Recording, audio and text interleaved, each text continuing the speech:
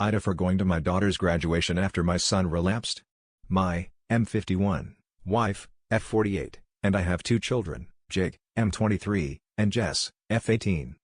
Although they had the same upbringing, Jake sadly surrounding himself with the wrong people during his late teenage years and made some bad life decisions.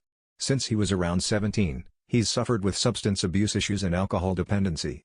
He's been through counseling on more than one occasion, and I've lost count of the amount of times that either my wife or I have had to make personal sacrifices to go and tend to him.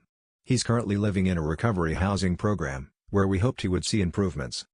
This has caused understandable issues for Jess.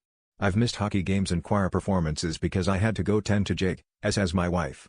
We try and make it up to her at the time, but I don't think missing important milestones really makes up for it. It's heartbreaking for me personally.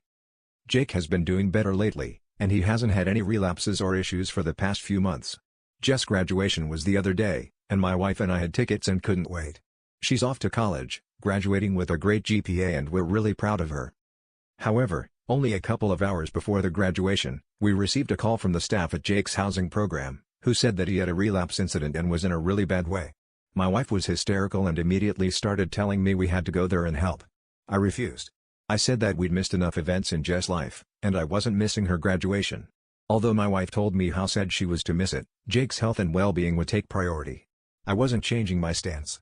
She got increasingly agitated and said she'd go herself, called a cab, and went. I took the car and watched Jess' graduation. It was one of the proudest days of my life, but when I saw Jess at the end, I could tell she was visibly upset that her mom wasn't there. I explained and you could tell her frustration. My wife made it to our celebratory dinner later, and she apologized, but the mood was sour. The incident with Jake was serious, but not a life-threatening emergency, and he has been admitted into treatment. My wife gave me the cold shoulder later, saying how we should have been on the same page, been there for support, and that I'd been selfish. I disagreed, saying she'd been selfish in this scenario, and she tainted Jess' moment. This went on for a while, and I ended up sleeping on the couch. I still feel I made the right decision, but I know I hurt my wife, and Jake's recovery is obviously of paramount importance as well. AITA,